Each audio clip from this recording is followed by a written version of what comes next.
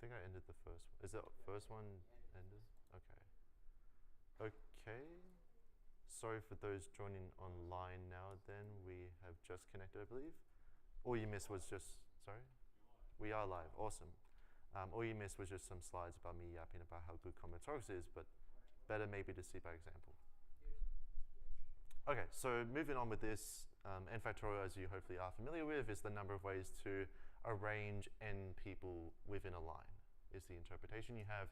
You have n choices for the first person of where to go, n minus 1 choices for the second person, and then you keep on going, keep on multiplying the different possibilities until you get to 1. The convention is to have 0 factorial equal to 1 because it works nice numerically, and also say when you have 0 people, there's only one way, which is the trivial do-nothing way you can arrange them. Okay, right, interested. Yeah, so moving on, the next thing that you typically look at is this choice function, the n choose k, which says that if you have n people, or n elements, let's say, and you want to select k of them, then there is exactly this many ways of doing it. So n factorial over k factorial times n minus k factorial. So especially I remember when I learned this in high school, usually the teachers just give this to you and don't go much into the proof, or justification of it. But it's really not too complicated if you've taken further combinatorics from there, is to come back and understand why it is this way. So the idea is that, let's say we have n people and you want to choose k people from that selection. So we don't care about order, we just want to choose k people. I hope everyone can reasonably see this whiteboard behind me. So the idea would be to say, for the first person, you can choose from k different possibilities, then you have n minus 1 different choices, and then you keep going. I'll just go like this. You keep going until you've made k selections. So the last selection, you would have n minus k plus 1 choices. Using a bit of algebra, you can write this as n factorial over n minus k factorial. Okay. But the issue here is that this implicitly puts an order on the people that you're selecting. So this would be what you might remember as the NPR, the number of permutations. But we want combinations. We don't care about the order.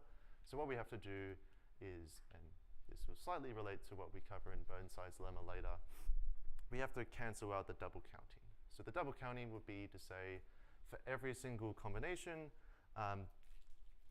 the number of ways to rearrange those k people would be k factorial by what we saw in this slide. So we have to divide by k factorial, and doing that gives us the result that we want. Okay. So hopefully this is rather simple to most of you. Any other questions? Any questions on this? Let's move on. Okay, and the first nice result that we see using this choice function, now I'm going to really refer to it as the binomial coefficient, is the binomial theorem, which says that this choice function appears as the coefficients you get when you expand a binomial. So x plus y to the power of n. When you expand it, look at all the terms, isolate the terms of a power of x times the power of y. The coefficient would be this choice function. Okay, so the little justification, there's a little example there, little justification for why that occurs is if you think about writing out your product, your x plus y multiplied by itself n times, you'd have x plus y times itself, and you keep going. There's n different, I guess, parts here, so there's n here. For any one of the terms you get in the expansion, you would have the choice to choose x or y from here. So let's say we choose x, let's say we choose y, and then we have a bunch more coming from here. So each term would come from some sort of selection from each of these brackets. So we could have x times y times dot dot dot times y. Okay, so what we have then is we make a certain amount of selections for x, and say if we're looking at specifically the coefficient of x to the power of k, then we need to select exactly k of those from the n different brackets, so it will be exactly n choose k, different ways of doing so.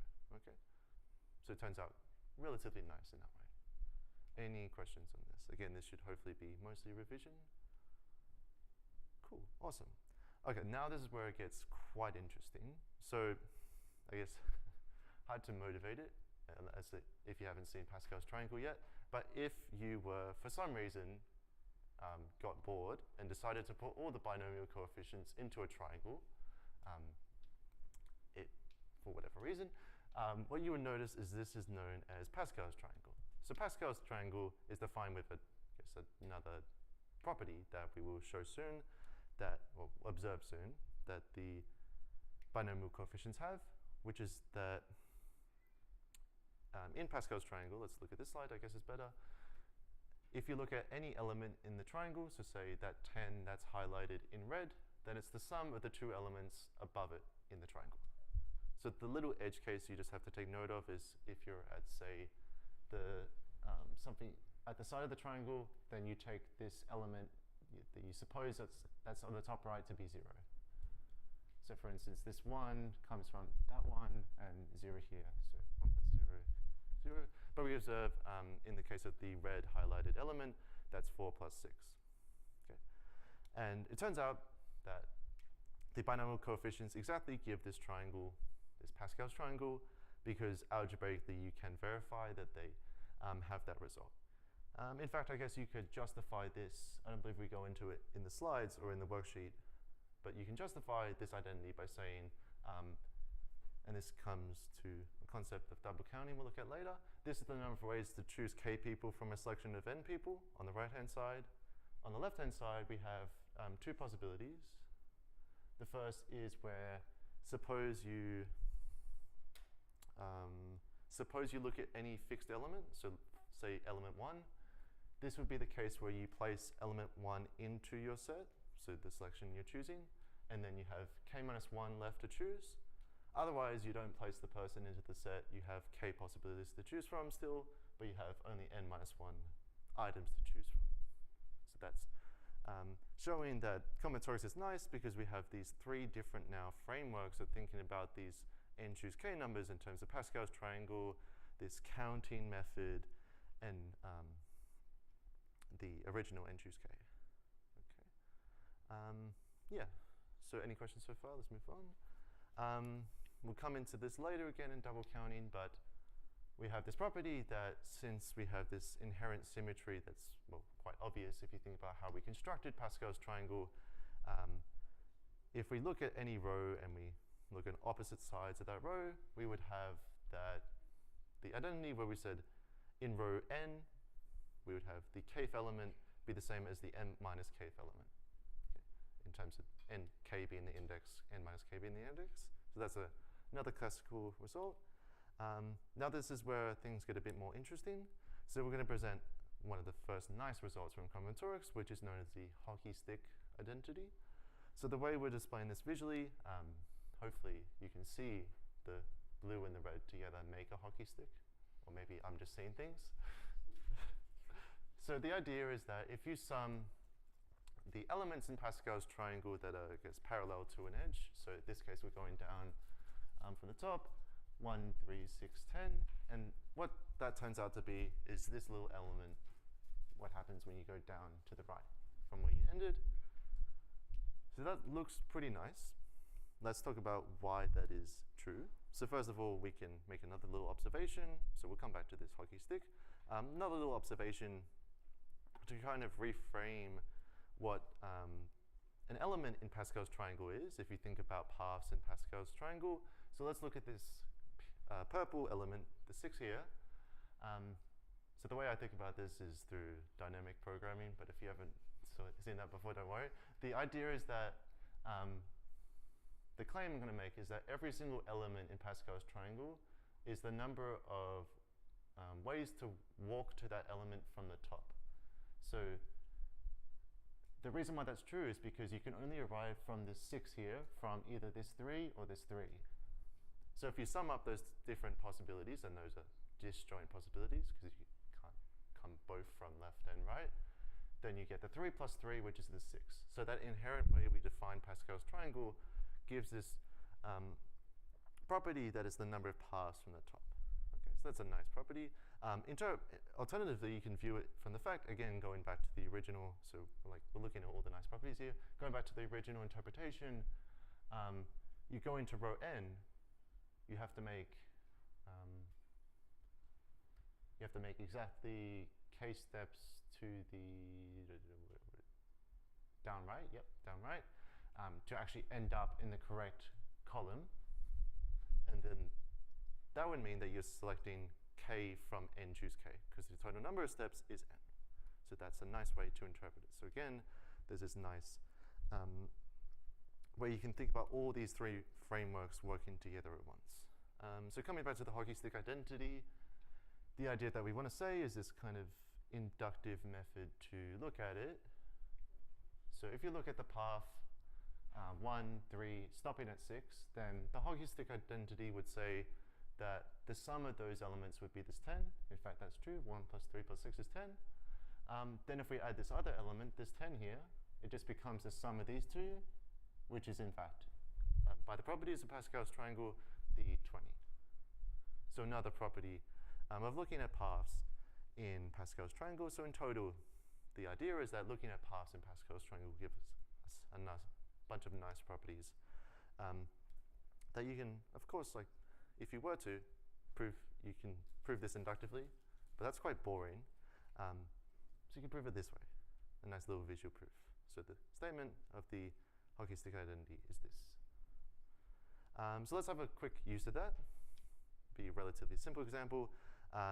What we want to do is look at a 8x8 chessboard. So I guess I have to do a bit of drawing. 8x8 chessboard, we want to look at the number of ways we can select 4 squares, such as those 4 squares lie on the same diagonal. So I'm going to look for now at diagonals that are going downwards. So if I draw up my chessboard, maybe try this question yourself while it's going to take me an annoying amount of time to draw out this chessboard. And counting is hard, so I might 1, 2, 3, 4, 5, 6, 7. Okay, let's fix that. But the idea would be to break it down, this counting problem, into every single diagonal that we can consider to have at least 4 elements lying on it, and then we're going to sum those up. We're going to start, though, only considering diagonals that are going downwards, so down facing, and then we'll look at the general case. Oh, yeah. So the diagonals are this one, this one, this one, and we can observe that there's a diagonal of every size from 1. Okay, what am I doing? Yeah, the drawing's not the best, but there's a diagonal of every size from 1 up until 8, and then going back down to 1 again. So that's for these diagonals that are going down to the left. We could also have the diagonals that are going up to the right, like these ones, but those would be the same. So it suffices to count the number of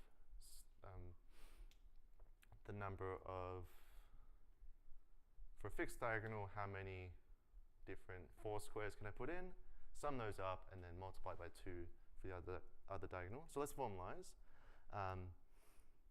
So for a downwards facing diagonal, there's the sizes 1, 2, up through 7, then 8, the biggest one, then going down again.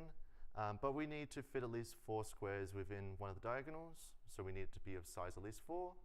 And if we can fit the 4 squares in, we have to choose those 4 squares from the total possible, or the total number of squares in the diagonal, which is k choose 4. And then if we sum that up, comes this. Anyone have any questions so far? Sum it up, comes this. We can break that sum up into the 2 parts. And this is where we're going to use our hockey stick identity, because we're varying only k on the top.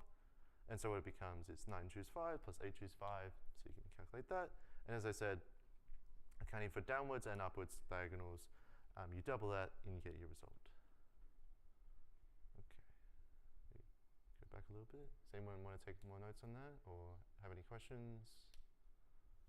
We will make, of course, these slides available afterwards, and there should be the stream covering this at the moment. The slides will be uploaded to our CPM website, yes. Okay, any questions, any concerns? Is there a problem, Alex? Yeah, what's 2 times 180? Is that not correct? Oh, my bad. I'll fix that. I haven't dealt with real numbers in a while, so that's my bad. Okay, Right, so now we have another property that we're looking at. So this is more of a specific example. You'll hopefully see a problem in the worksheet that will touch upon this one as well. But in a specific case of counting where we have exactly indistinguishable items that we want to place into k different labeled collections, so we care about which boxes we're going to put the n different items in, but we don't care about which the n items. They're indistinguishable. They might as well be arbitrary. The idea then becomes, this becomes a problem that we can use a technique that's common for problems similar to this one, known as the stars and bars technique. So the idea is that you can imagine your n objects as stars, and then you're going to place a implicit order upon your boxes. So you go from, if you place your bars in, you say you have k minus 1 bars, and if you place those bars in a way such as this, you would say then your groups would be the groups that are partitioned by these splits. Okay, so you could have the case where, for instance, you have one group be empty. That would look something like this, or multiple groups empty. So it counts for all the possible different cases. So we won't go too much into that, but we're just going to use that real quick for some examples. The classical one is counting the number of solutions to this monotonic linear equation, I guess. In this case, a bit of a spin on the typical way this is given is that we're saying we require the integers to be positive. So what we're looking at is we have k numbers. We want each of them to be positive, so they can't be 0, they can't be negative, and they have to sum up to n. So the classical way you would do this is thinking about the similar problem, which is a sum of k numbers that add up to the n that are non-negative. So that's a problem most of you have seen before. Hands up who's seen that problem before? Oh, no one? Okay. Okay, we'll reduce down to it though, and we'll see it again. So in this case, you can take my word for it, I guess then. You can take my word for the fact that it's simpler to look at the case where all the integers are, or you look at the excess of all the integers. So you know all of these integers have to be at least k. So each of the x1, x2 through to xk have to contribute at least 1 to this total sum each. So it suffices to look at how much extra is being contributed other than that. So the idea is to do this little reduction where we replace our x's with y's, where y is the excess of x above 1. So since they're all positive integers, they're at least 1, so we look at the excess only. And so we get k numbers that sum to n minus k. Okay. So then we have this system where we're looking at the number of possible different solutions, y1 plus y2 plus dot dot dot plus yk is equal to n minus k. And we don't care about the labeling of, so I should say, we have these n minus k instances of ones, I guess. You want to place them into different buckets is a way you can think about it. So you have bucket y1, bucket y2, dot dot dot, yk. You have this number n minus k. You want to distribute it in some sort of way across these buckets, and you want to find the number of unique ways there is to do that. So you can think of these as n minus k indistinguishable items, and this sequence as specified different labeled boxes. So that becomes what we saw before, the stars and bars result. So we can use that here. The only thing we have to change is this n. So we replace that n with n minus k. And so we get this as our answer. Okay. So maybe we should ask this, because I should have at the beginning, but who here has taken Combinatorics in high school, as in saw it in year 11? Yep, cool. And who's taking taking discrete math or has taken discrete math? Okay, cool. Okay, cool. And who hasn't taken discrete math but plans to in the future? Okay, that's cool. Yeah, that's fine. Okay, so let me know if you have any questions on that, because I guess this is the main thing that overlaps with discrete math. The rest will be independent of discrete math though. So basically you'd be building upon year 11 for those that are interested in math. Okay, so for this question, again, we want to use the stars and bars technique. This is resembling what we saw before with the binomial formula, the theorem. But this time we don't care about what the coefficients are, rather we just want to count the number of terms in the expansion, yeah, when we collect like terms, that is. So terms of the form, you have some number out front, so let's call it k times a, b, c, d to some power x1, x2, x3, x4. Okay. So if you think of a, b, c, d as like your variables in some sort of type of polynomial, you're looking at these different powers. So what this problem becomes, again, we can write out again what we saw before last time, where we considered the different brackets that we could have. We are multiplying a plus b plus c plus d with itself multiple different times up to here. So from each of these brackets, we're selecting one element. So let's say we select the c, we're multiplying that with this one. We select, say, b, and then we could get, say, d here. So we have a, b, dot, dot, dot, d. So we have, say, that as an instance in our product. So from each of the brackets, we get one of these variables a through d. In terms of, say, if you have like a physical background or science background, you can think of the fact that you can interpret it as, say, all these have the same units, so say they're all in meters. When you multiply them out, you have to have each term in the product be in meters to the power of 24. So when you have your product, you'd have to have terms of the form a x1, b x2, c x3, d x4, where x1 plus x2 plus x3 plus x4 add up to 24. Okay. So again, we have this case where we have these non-negative numbers adding up to a number, in this case 24. We want to count the number of ways that can occur. And so we would say we have 24 stars. We want to place those into 4 different groups. And so we use our little stars and bars technique result we saw before to say this is 27, choose 3, since it's 24 plus k minus 1, choose k minus 1, where here k is, and n is 24 and k is 4. Okay. Any questions here? No. Okay. Cool.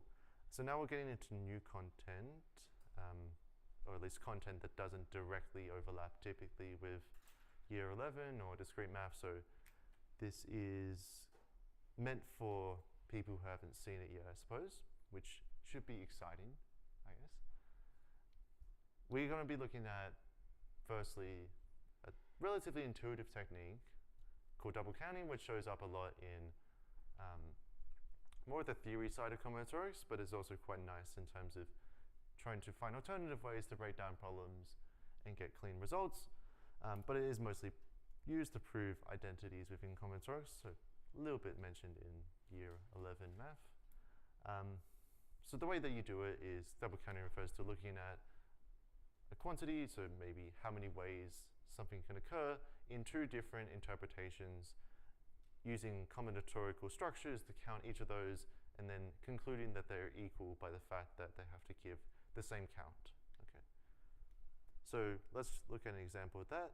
So we have this example we saw before, the symmetry in the binomial coefficients.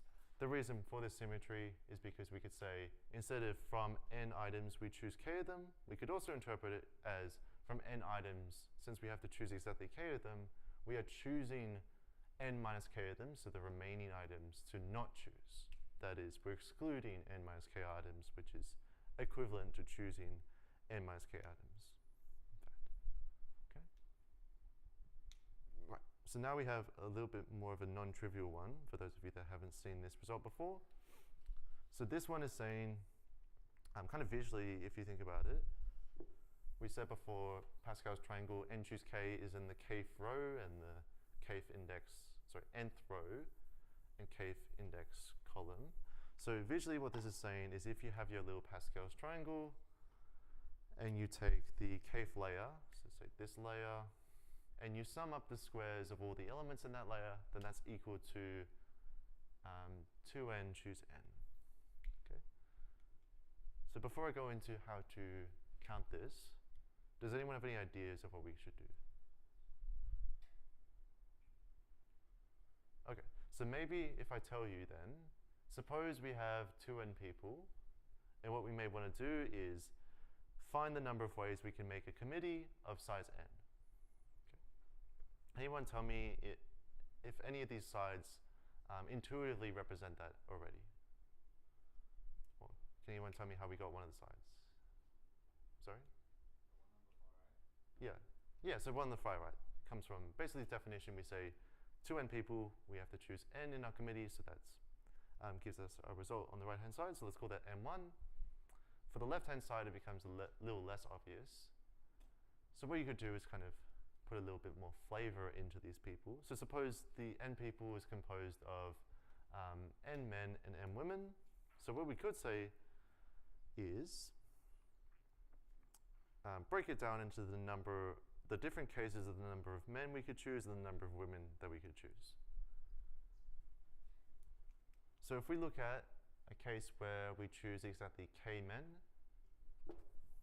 and then if we choose exactly k men, we have to choose exactly k women, sorry, n minus k women. So let's look at that. So k men, n minus k. So if we do that, then the number of ways to do this would be n choose k. So we have n total men, so we need to choose k of them. And we multiply that by n choose k, n minus k. Okay. So that's for fixing a k value. We're saying how many ways are there to do this. What this becomes, though, because of the symmetry of our binomial coefficients, this becomes n choose k times n choose k, which becomes n choose k squared. Okay. And since we're looking at a fixed k, if we sum each of those up for each value possible for k, we get this sum of the squared binomial coefficients that we have here, and that turns out to be equal to our left-hand side count, so this count we have made already, which is 2n choose n. And so we have this nice result where you sum up all the different possibilities where we have exactly k men. So in that case, we have n choose k squared as the number of possibilities. Sum all those up, we get 2n choose n. Okay. Any questions on this one? Yes? Yeah, you could prove this through induction, but that's not as nice. Actually, would you? Yeah, you could solve this through induction. I mean, inherently, if it's only an identity depending on n, induction would work in theory. Seems a bit annoying because you have the squares on the left in particular. You can be my guest to try it. Induction could work in theory, but it won't be as nice. Any other questions, though? We'll look at the slides again. Okay, cool. Let's have a look at the next one. So this one is a little bit less straightforward in terms of how we're going to double count it. So for this one, we're summing up k times k factorial from 1 to n. We're saying that's equal to n plus 1 minus 1. So this one's a little less obvious in how you would do it. Suppose, I'll give you a little hint of how we could do it. On the right-hand side, we remember from what we looked at one of the first couple slides, we said that n factorial was the number of ways to arrange n people in a line. So if we look at n plus 1 factorial, it would be the number of ways to arrange n plus 1 people in a line. But if we subtract off 1, what we could say that could be is that what you might call the non-trivial arrangements, where if you label the people 1 to n plus 1, if you label everyone from 1 to n plus 1, try to rearrange them in the line, you want to do that in such a way that you get a different arrangement. Okay, so something could be 2 n minus 2 dot dot dot to say 1, for instance. So you want it to be a different arrangement. So that's what we're going to use to count the right-hand side. Okay, so you would call this a permutation, specifically a non-degenerate or non-trivial permutation of those non-identity permutation is another word for it, of those n plus 1 numbers. Okay, so that's going to be our right-hand side. So based off that, does anyone have any clues on what we should make the left-hand side? So what might each of the terms in the left-hand side represent? So we're looking at something in the left-hand side only has a certain amount of k values, a certain amount of, you could think of k factorial as something to do with arranging k numbers. So we might want to think about how many numbers are fixed or how many numbers stay put in some sort of way within our rearrangement. Anyone have any ideas they want to try for this? Yes, Anuka? I don't really know if this is what you're going for, but I was thinking, like, could you change k times k factorial to k factorial whole squared divided by k minus 1 factorial? And then it kind of becomes similar to your previous problem, kind of, not really, but like. Yeah, that's, I guess, a way to rewrite the identity. Not quite what we're going to use, though. But yeah, interesting. I guess, yeah, you could say k times k factorial is k plus k factorial squared over k minus 1 factorial, as long as it's well defined, to divide by k minus 1 factorial. Yes? Just a bit of a quick thought I had, but that k sort of looks like the number of so-called free numbers you're choosing that you can put around. Yes. And then the k factorial is just a way to arrange them in that reposition. Yeah, yeah. So that's basically the idea we're going to use. We're going to define free a bit more precisely because we do have to put a bit more restriction to get the unique different cases. So we're going to say, we're going to break the different cases of these non-identity permutations. We're going to break it into n cases. So we're summing over k from 1 to n. We need to have n different cases. The n different cases will be such that, this gets a little technical here, but it's going to be such that the k plus 1 element is the largest element that's not in its original position. Okay. So what that means for us is that if we break, let's write it again, these numbers 1, 2, 3, dot, dot, dot, to k plus 1, k plus 2, k plus 2, dot, dot, dot, to n plus 1. I'll put the n here. This means that the, say, k plus 2th person, the nth person, the n plus 1 person, and everyone in between, these all stay put. So they stay in their original position in the line, but the k plus 1th person has to move somewhere else in the line. So these would stay put, I guess. And then something else may happen for the numbers between here. So for instance, we could have, say, 2 stay put, but we could have, say, as well, 1 moves into here, and 3 goes into here. I won't try to complicate the diagram more, but this is what we get. So what we can do to work with this then is, as Via kind of said, we ignore these last ones, so they kind of aren't free anymore, so we don't count those, we don't worry about those in this specific case where we're looking at k plus 1 be the largest element not in its original position. And then because k plus 1 is not in its original position, what it could be is it could be in any of these, if we break this little box, k plus 1 has to be somewhere in these k different positions before it. So that's where the k comes from. So let's suppose we put it here somewhere. Okay. So we're placing k plus 1, putting it there, putting them in the line there. So the number of ways to do that is k, because it's k different choices. And then what we have to get this k factorial that we want, this k factorial comes from the fact that of the remaining elements, 1, 2, 3, up to k, they can be placed anywhere here, and anywhere here in terms of there being exactly k k remaining positions they can be in, and there's no restrictions on them because the only restriction we had was with this k plus 1 not being in its original position, and then this k plus 2 up to n plus 1 being fixed. But for the remaining ones, we have k factorial different positions that they could be in. Summing up all these different possibilities, we get from we get k times k factorial, and this gives us our result.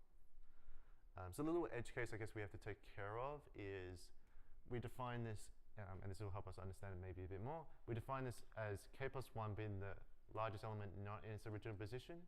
So the edge case could be when k is equal to 0, or I guess k not being defined. Actually, yeah, that's what we're concerned about. K not being defined is what we're concerned about. So k has to exist. In any sort of non-identity permutation, such a k has to exist, because otherwise we'd have every element in its original position, which is not what we want, because we're saying we want non-identity permutation. So rearrangements where everyone, at least one person, changes their position. Okay. Any questions on that? Okay, I think we're relatively good on time. Yes. So to clarify, the idea is that we put n people in a line, Yep. plus 1 people in a line, Mm-hmm. and then we look at an arbitrary arrangement. Mhm. We say, okay, k plus 1 is the first person who is Mhm. not in that. Sorry, the last person that's not in that same position as before, right? Yes. And then we figure out how many ways to. Yeah, based off the first k plus 1 people, how many you can rearrange within that, yes. Yeah. Yes. Sorry, can you repeat that? Yeah, for the original arrangement, it's the -1 because you need to make sure it's different, yes. So n factorial different ways, you -1 because they have to be different. Okay, right. So this will be the last section I'm going to be covering. This will mainly be focused on one theorem, which is not really enumerative combinatorics, but it is a nice combinatorial theorem that shows how combinatorics can kind of dip its claws into other areas of math. We'll see how this relates to the same kind of ideas of looking at the number of different possibilities, different outcomes of certain objects. In this case, we'll look at specifically posets. So I guess this is kind of the unfortunate part for some of you that haven't seen 1081 already. But for those of you that are familiar with partially ordered sets, they're defined in terms of revision as the following. For those of you that have not, I'll try to explain it relatively well for those of you that are learning it for the first time. A partially ordered set is kind of an extension of the idea of the inequality relation on the set of integers. And if you know a little bit about graphs or networks, it's kind of related to graphs that are directed without cycles. So let's get into it. Axiomatically, it's defined as a set P together with 3 properties. So the first one is reflexivity. So the first one's saying that if you take any element, and I'm going to say this less than or equal to operator, I'm just going to call that, that's our relation. Takes 2 values, cool. I'm talking about what's related to each other. I'm just going to say less than or equal to. So try not to get confused with the fact that that could be relating to actual numbers. We're just talking about arbitrary elements. So it's a abstraction, I guess, of, as I said before, inequality on numbers typically. So reflexivity says that any number is less than or equal to itself. So I guess on a diagram, you typically draw what's called a hash diagram. Let's draw it maybe like this. So you typically omit self-edges, but you can draw self-edges if you really want to. So x is less than or equal to itself. Anti-symmetry says that if x is less than or equal to y, so if you have, say, a y up here, if x is less than or equal to y and y is less than or equal to x, then x is equal to y.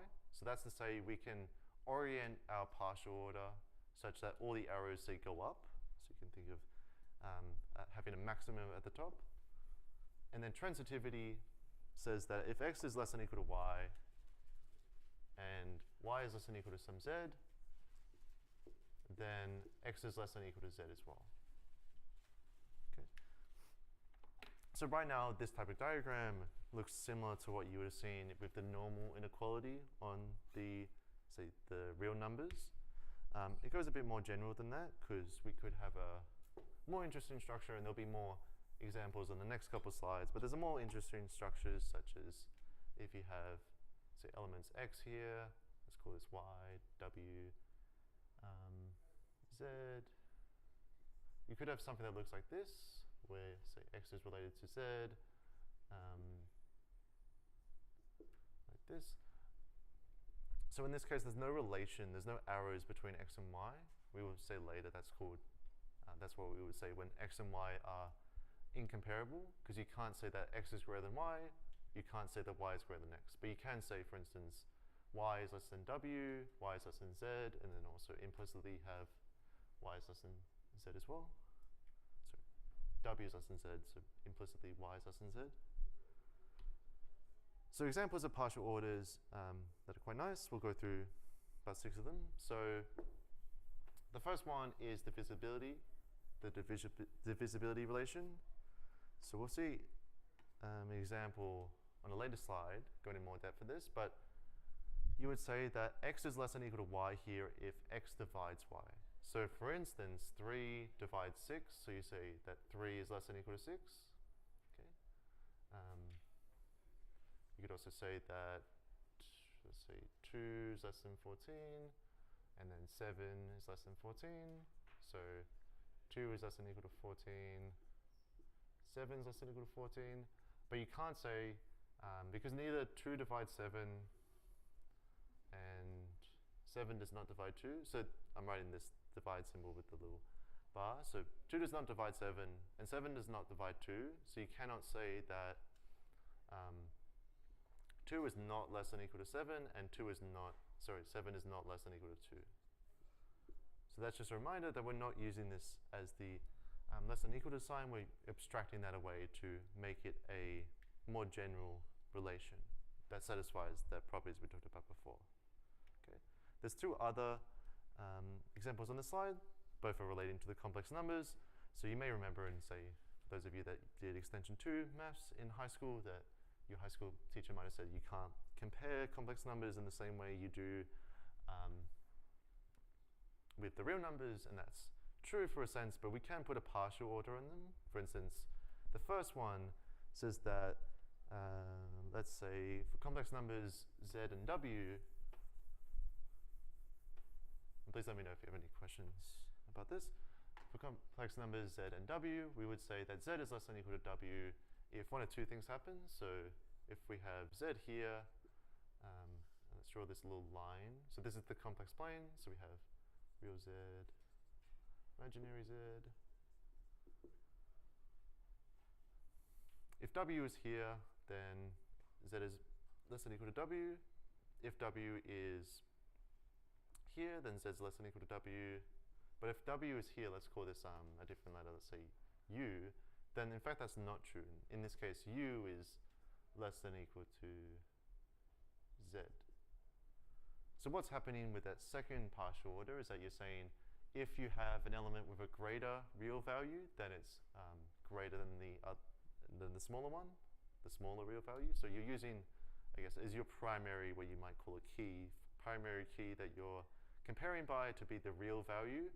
And then when you have ties in the primary key, so when a equals to c, then you're looking at the imaginary part to break those ties. Actually, I should say this is the other way around. W here should be, I'm going to write this as a v. V in this case, less than or equal to z, but here, z is less than or equal to u. Okay. Another example is a different way to do it on the complex numbers, where you say, and this does not form a total order because you can have elements that are not less than or equal to each other. This example says that, this third one, says that z is less than or equal to w if it sits above z in every coordinate. So you have this little box. If you have W as any element in that box, then Z is less than or equal to W. Okay. If you had, say, U here, then U is not less than or equal to Z, and Z is not less than or equal to U. But if you had, say, an element down here, let's say V, then V is less than or equal to Z. Okay, any questions on this? Okay, some more interesting examples. Oh, I had 7 examples, not 6. So I missed the joke. Okay, so more interesting examples. The first one, sorry? Yeah. The first one is the trivial example of a partial order, which is just the regular inequality on the number line. Another interesting one that you will see a question on in the worksheet is that of subsets. So you could say, working over the same power set of U, so 2 to the U, you could say set A is less than or equal to set B if A is a subset of B. Okay, so you can verify that's a valid partial order. Some more interesting ones are under nice conditions, the relation of descendants of a person can be viewed as a partial order. So say I'm less than or equal to my father is less than or equal to my grandfather, and so forth. So the diagram, like the family tree goes up. It doesn't have any cycles, hopefully.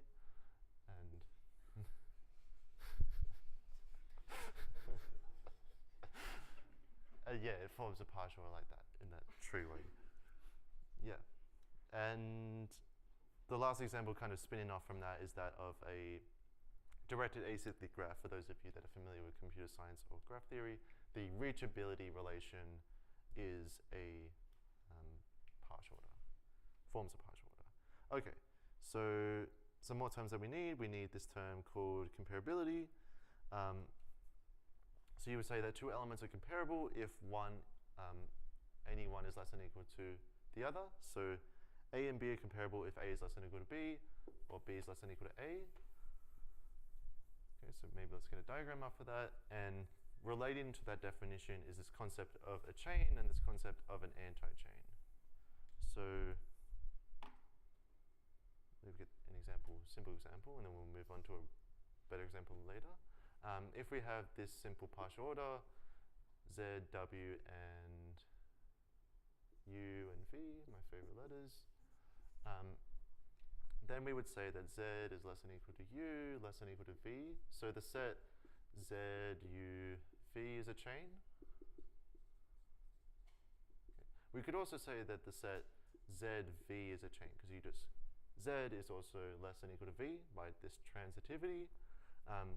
So that's a chain. So a chain is a set of elements that form a total order. They form a set that can be placed in a way such that you have the smallest element, then the next smallest, and so forth, following the relation. So you can put this less than or equal to between every pair of elements to go upwards. Okay, so every element is comparable. You can always find the next greatest one from the previous one. An anti-chain is not the opposite of that, but it's what you might refer to, I guess, the antithesis of that, where you say that 2 elements are incomparable, so W and Z are incomparable. And I might put another one in. Let's say we have another element Y here. Then Z, W, and Y form an anti-chain. An anti-chain is where every single element within the set, the chain, so anti-chain, are not comparable. So they kind of sit at this cross-section of the partial order, is the idea.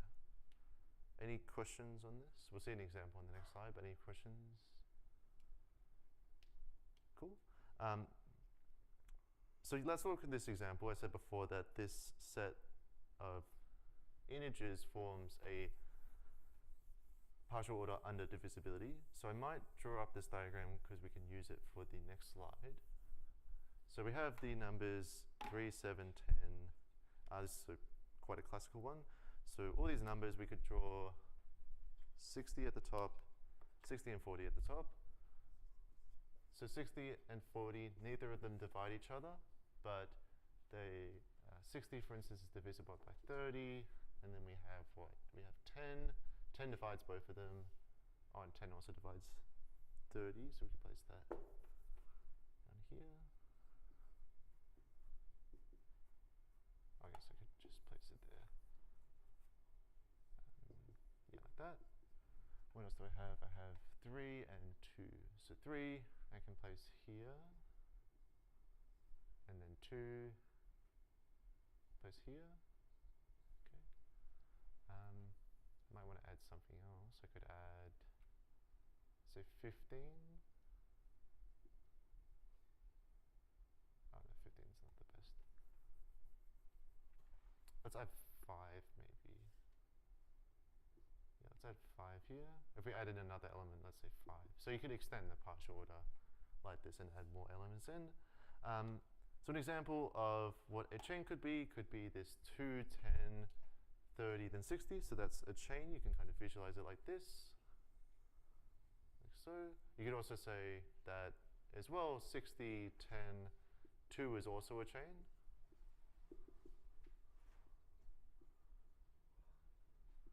And then there's an example of an anti-chain there. Another example of what an anti-chain could be in this partial order could be, let's say, 3, 5, and then 2.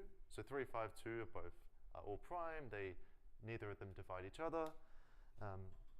So they would form an anti-chain. So 3, 5, 2 form an anti-chain. Okay, I'm going to put, so in this case, this turns out to be the largest anti-chain you can have in this graph, and the notion of the largest anti-chain would be what we're about to use in Dilworth's theorem. So I'm just going to add this one here just for illustration. You can think again, as I said, this 3, 5, 2 is sort of a cross-section of the graph, so you can draw like this, I guess. So the idea that we're going to now look at is the fact that I have this chain already. We're going to talk about this idea of a chain decomposition. So if I also place this, say, this 5 together with this 40 in another chain, this 1 together with this 3 into another chain as well, then I have 3 different chains that together make up my entire poset. So that's what we would call a chain decomposition. So chain decomposition is a set of chains within your poset. So every single chain, there's a total order, such that the union of those chains is your entire poset. So the set P. Now what Dilworth's theorem says is that the largest anti-chain, so in this case, we have the largest anti-chain in this poset be this green one here, the 3, 5, 2. The largest anti-chain in terms of its size, the size of the largest anti-chain, which is commonly referred to, say, the width of the poset, is exactly equal to the minimum number of chains you need for a chain decomposition to cover your graph. So in this case, we have 3 chains, these 3 chains required to cover this poset. That's exactly the minimum required, and we observe 3 is also the width of the poset in the size of this largest anti-chain. You can't find a larger anti-chain in this graph. Any issues with this so far? Okay. So you may think this is quite abstract so far. Let's see a use of it. So let's see a use of it. So we have this little kind of niche problem, more of a novel problem, but it helps us out in these types of scenarios.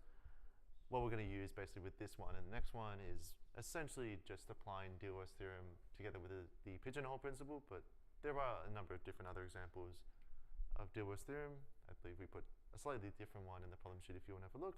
But for this one, what we're looking at is a set of open intervals in R. And we have this statement we want to prove about it. If we have n squared open intervals in R, what we want to say is that we can find either n mutually disjoint intervals, or we could find n overlapping intervals. So best way to visualize this is just draw out a bunch of intervals.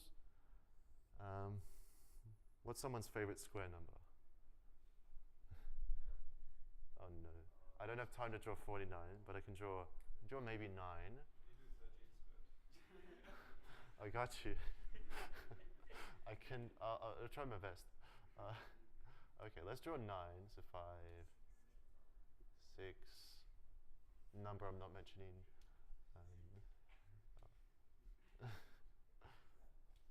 Let's see here. Okay, so 9 means that we want to find 3 disjoint intervals. Oh, and look at that. We already have that. So 3 disjoint intervals, so we know it's true by proof by example. But we want to do a bit more than proof by example. So what we want to do is have a look at how we can apply Dilworth's theorem here, because I mentioned it on the previous slide. Intervals can be ordered, so this is actually not something quite too pull a rabbit out of a hat-esque, because intervals often lend themselves to a nice order called an interval order, where what you do is for intervals A and B, so if you have A here, B here, you say that A is less than or equal to B when every element in A is less than every element in B. And because we chose our intervals to be open, this works out quite nicely, because that just means that these intervals are disjoint and A is less than B in terms of, like visually, there's this gap here between the two. Okay? Or like, there's no, in a better word, there's no overlap between the two intervals. So even if they end at the same point, there's no overlap. Okay, so you would say that then, if intervals do overlap, if say A and B overlap, then there is this common, there's at least one common point within each two. Okay. So what we want to look at is what it means to have a chain and what it means to have an anti-chain within this partial order. So the observation you can make first of all is that an anti-chain is a set of disjoint intervals. The reason why that has to be is because if A is less than or equal to B, which we need to have in a chain. Oh, so did I change chain? I meant, in a chain, they are a set of disjoint intervals. So then we would have to have, say, a C here that's say greater than or equal to B. So that would be over here. And then we have to keep going. So D. So in our chain, we'd have to have intervals one behind the other, behind the other, behind the other. So they form a set of disjoint intervals. Okay.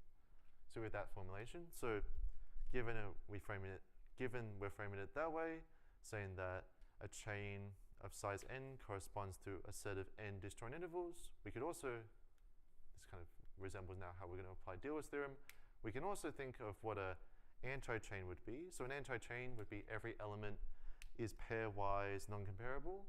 So let's look at an anti-chain. So we could have A, B, I guess C. So A, B, and C are all pairwise incomparable. So what has to happen is, I won't go into the full details, but there has to be an overlap within these 3 intervals. So we can say there's this overlap point here. Because if that was not true, I guess you can form inductively. So suppose, for the case where you have 2 intervals, you know that they have to overlap, because otherwise one would be less than the other. And then if you add a 3rd interval to the mix, you know that this interval C, which is here somewhere, C has to overlap with A, and C also has to overlap with B. So if you have an interval that's overlapping with 2 other intervals that overlap, then all 3 have to mutually overlap at some sort of point. Okay? And then you could proceed from there inductively, if that kind of follows. Any questions on that though? Sure. So we want to find either n, or prove there either exists n disjoint intervals, or find n, show that n mutually overlapping intervals exist. So are we saying that there's at least n? Is that what it is? At least, oh yeah. So if you find more than n disjoint intervals, then you can also find n disjoint intervals if you just remove some of the n. But yeah, at least then for either. Yeah. So it may not be the case where you're able to find both n, a set of n disjoint intervals and a set of n overlapping ones. You may only be able to find one, but we want to say we can find at least one of these 2 cases. Yeah. Okay. So the proof goes then, now we want to find use Dilworth's theorem. So the claim is then, we wanted to say we could either find a chain of size n, or we could find an anti-chain of size at least n. So let's suppose there's no anti-chain of at least n. If there's no anti-chain of at least n, Dilworth's theorem says that we could cover this interval order with no more than n minus 1. Yeah, no more than n minus 1. What did I say here? Oh wait, sorry, I read it wrong. Did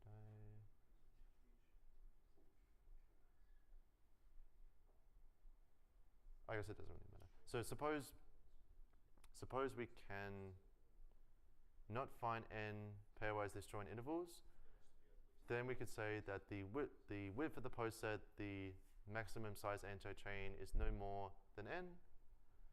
So that means that we have, I'll write it up, we have no more than n, or strictly less than n in fact. I should fix the slides after. But we'd have chains C1, C2, dot, dot, dot, so no more, no, than n chains by Dilworth's theorem. So we need, because the largest anti-chain is not as large as n, we need no more than n chains. So C1 through to C, let's say CK, and let's say that the largest, let's say CI is the size of the ith chain. Let's say that the largest chain is size m, then since if we assume these chains to be disjoint, which is something we could do because we could otherwise remove elements from some of the chains,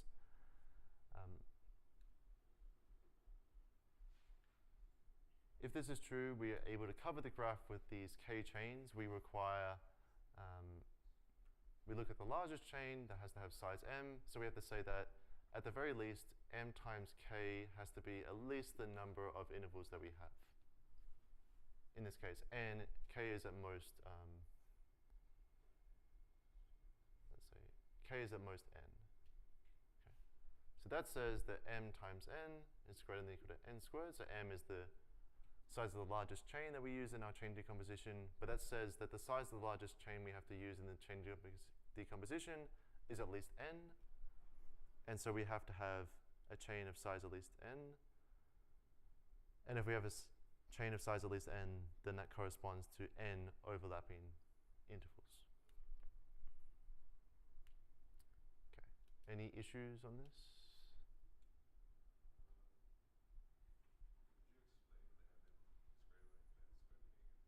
Yeah, so m is the size of the largest chain that you have.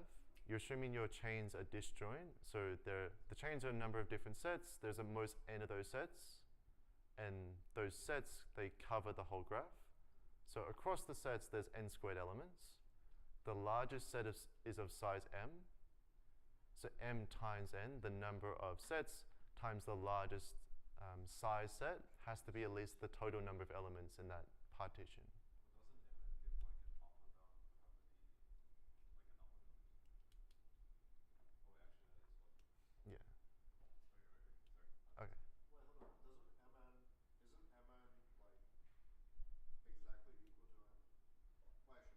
Not necessarily.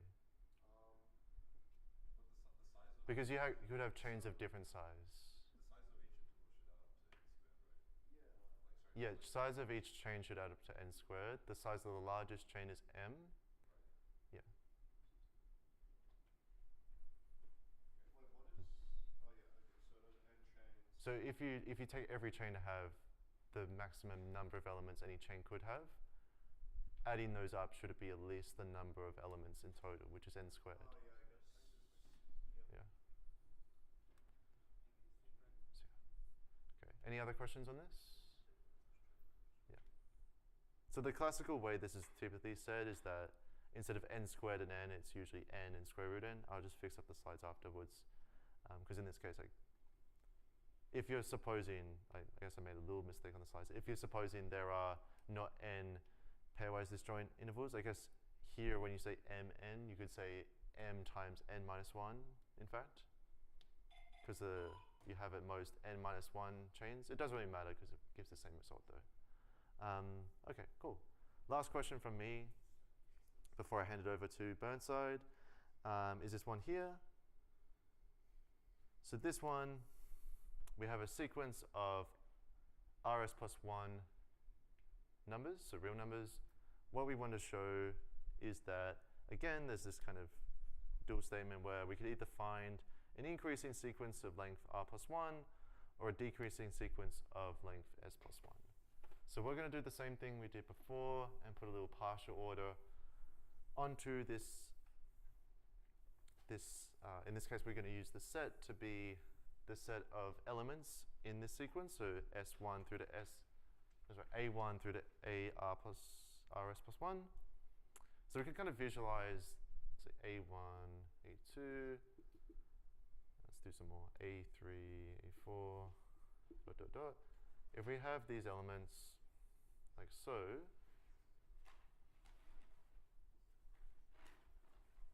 okay, what we could say is we could put a partial order on these such that what we're going to say is that AI is less than or equal to AJ, the element AI and element AJ.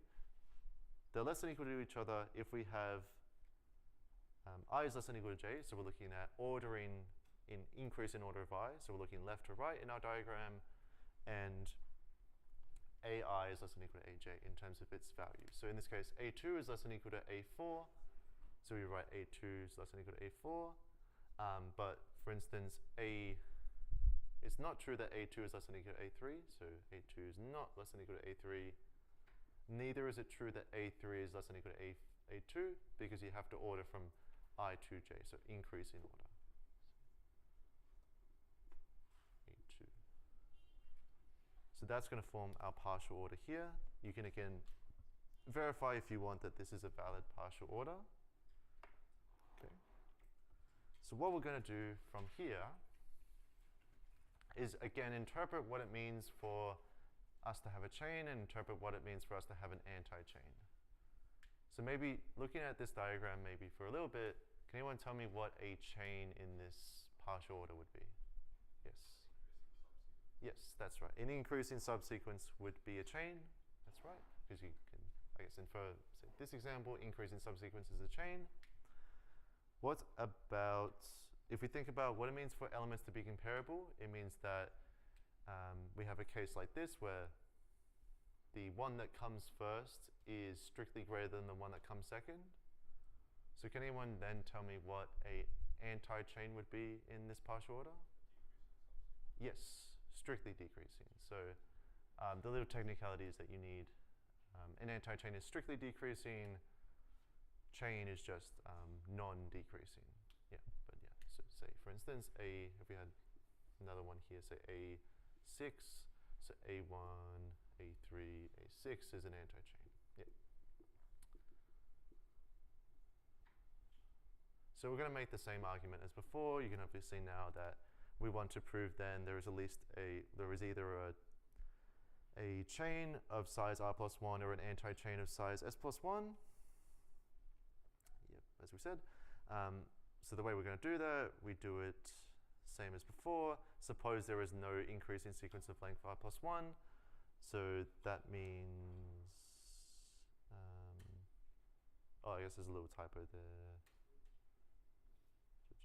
Yeah, I'll change the numbers around. But the idea is if we have no increasing sequence of length, let's say if there's no decreasing sequence of length s plus 1, that's really what that line should say. If there's no decreasing sequence of length s plus 1, then s would be at worst the largest value that the largest anti-chain could be. And so each of the chains in total have to sum to size rs plus 1, and you have at most s chains. So you can use a little pigeonhole principle argument, or you could, if you want to, use the same contradiction argument as before, or constructive argument to say that at least one of the chains has size r plus 1. Okay, so that's the rest of our argument. So yeah. Okay. Any questions on this? Again, yeah. You can review these slides later, of course. I'll fix up some of the typos. But does anyone have any questions immediately? Cool. Okay, so I'll hand it over now. And the last section we'll look at is Burnside's lemma, and then we'll have the worksheets to work on along with the pizza.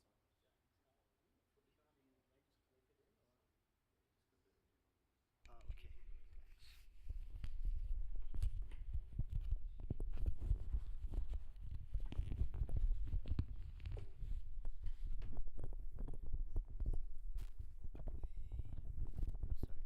I guess I'll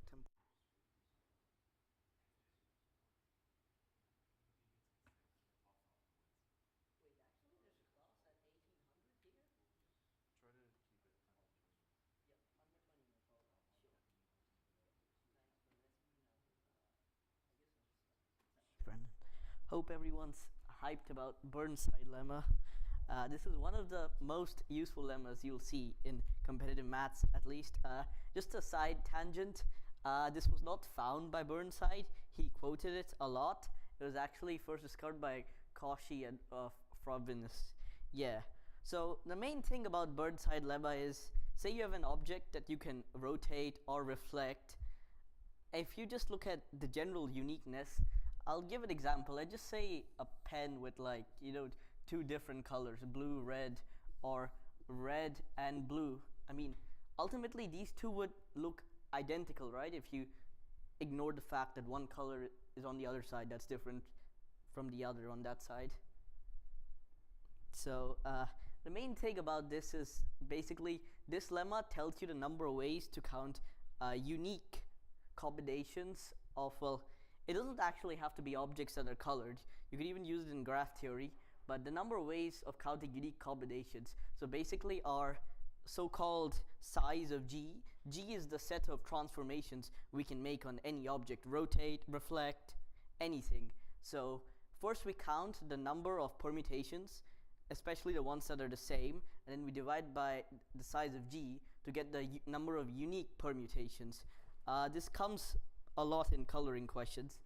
Since we are, that is the oversimplification. Since we are short on time, I might speed track towards the examples, but basically the main thing is your G is the number of, is a different type of transformations you could do, and the size of G is just the number of those.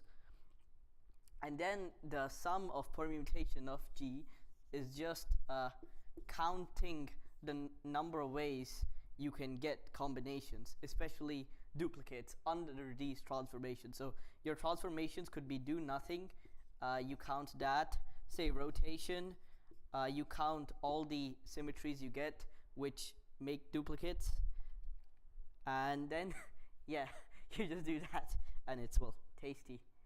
And we'll quickly go to an appetizing example. I hope you guys are ready to eat this question. So there was a nice side mention here. Necklaces can't be reflected, but bracelets can be reflected. In this question, we will have a bracelet with 3 beads. They can be colored either blue or red. So you can choose these guys. But before we actually look at the coloring fact part, I might open up a question here. In how many ways can we transform this bracelet?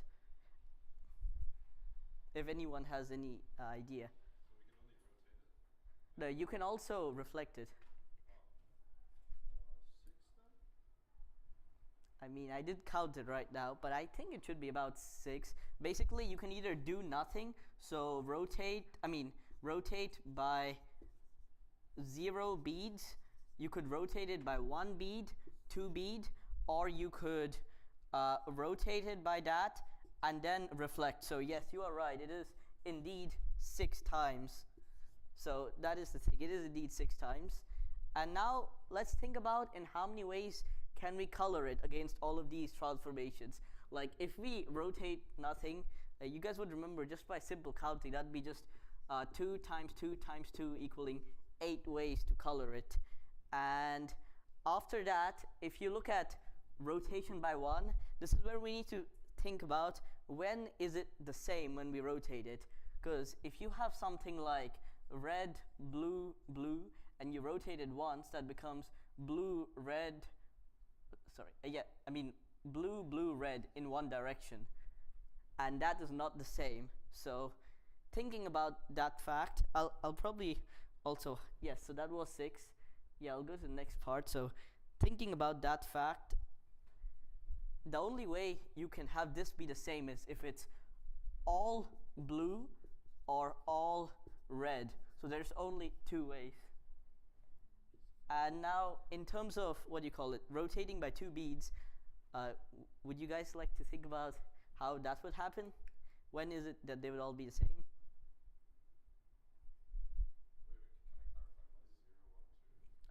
That's the number of beads we are rotating by. Yeah. Yes? Good question. Well, at this moment it doesn't really matter. It's just the net rotation we're doing, because the thing is, if you rotate by 2 beads in one direction, it should be same as rotating by 1 bead in the other direction. Yeah, that should be the case. Yeah. But any thoughts on this? Now that I especially mentioned that? Yep, it is 2. Nice. In a way, you can consider this as rotating by 3 beads if you really wanted to, but we'll consider it as 0. Yeah. And now reflection. Does reflection make a difference? Oh, I guess, yeah, I jumped a little ahead. But basically, with reflection is we are essentially swapping 2 beads around. The only way it will create symmetries is if it's all blue, all red. Sorry if I'm rushing this a little, but we have a limited time. Yes. So all blue, all red. And so that would be 2 ways for all blue and 2 ways for all red, because you would uniquely choose which bead to rotate with. Hence, that's why, to reflect with. Hence, that's why for reflection, we would have 4. Just reflecting and no rotating. So rotate by 0 beads. Yep. And now my question to ask is, what if we rotated, then reflected? Any ideas? Okay, since we are short on time, I will say the main thing is to have essentially reflections that create symmetries. It have to be all blue or all red. So the rotation part would also have to have the same conditions. So it's technically for the 1 bead and the 2 bead, it's all 4 for those as well. And that's why we basically are sum of I'll probably clean up the board to show this.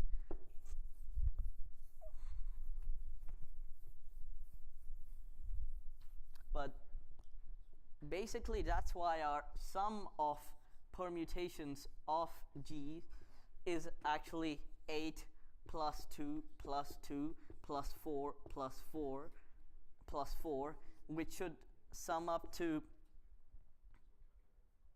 wait a minute, am I missing something? No, yeah, it should sum up to 24, yes. And then we just simply divide by our by the size of our G, which is 6. So that's why 4 unique ways. So that is how you do essentially the most rudimentary of cases. When we increase it to like 8 or 9 beads, it becomes even tastier, because then you have to consider things deeply. But I have another tasty question. This one is pretty uncommon. Towers made out of Lego bricks. Fun fact, in 1974, they actually did this by 3x2 bricks. And some person used Burnside's lemma to essentially create a lower bound. The only reason it was a lower bound was because they were looking at the Lego logo creating a so-called invariant. Over here, we're asking to ignore that. But before we start off with this question, I would like to say, for a tower to be a tower, as shown in the diagram, it would have to look like this. The essentially longest side of one Lego brick that's at the bottom would have to be this way.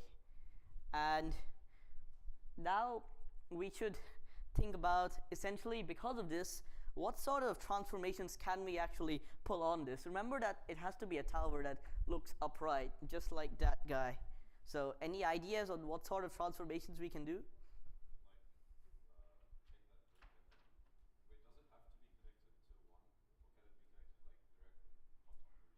It has to be 3 bricks tall, so yeah. 3 bricks tall, and the bottom brick needs to look like this.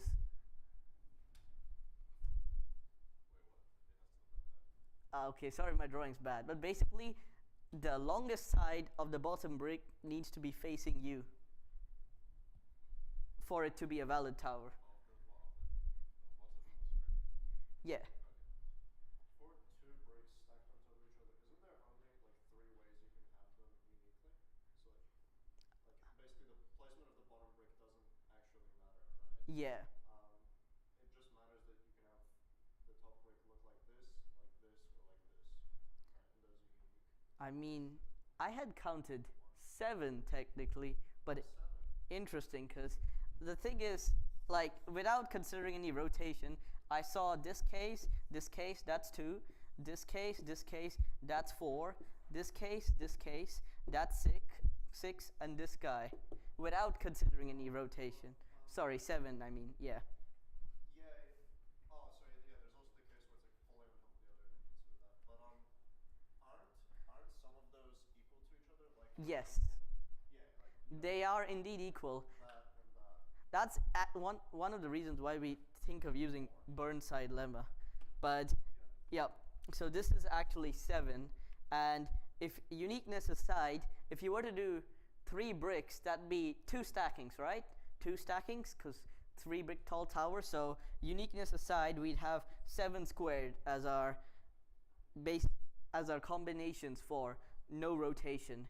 Now, I'd like to add that the other thing we can do, considering we need this, is rotating by 180 degrees, because that essentially ensures, I probably should have brought a Lego brick, but that essentially ensures when we rotate by 180 degrees, the longest side is still here, which is why that is our other transformation we can do.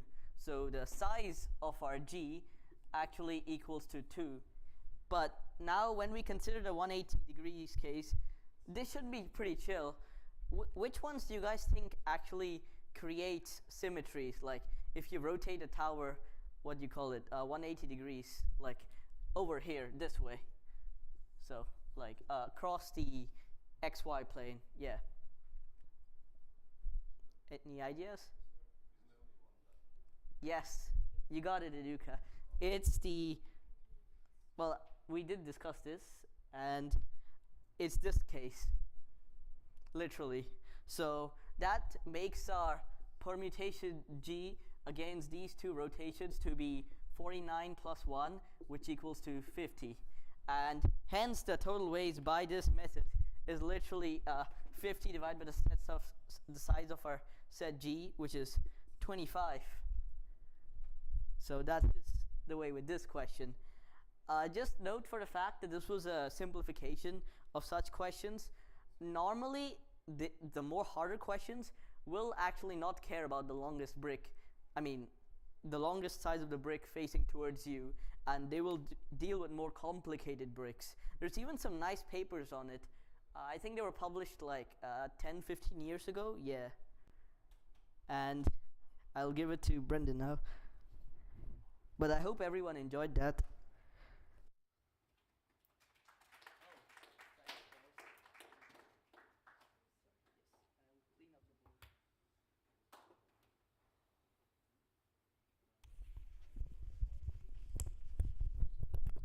Okay. Hope everyone enjoyed that. Hope that was delicious for some people.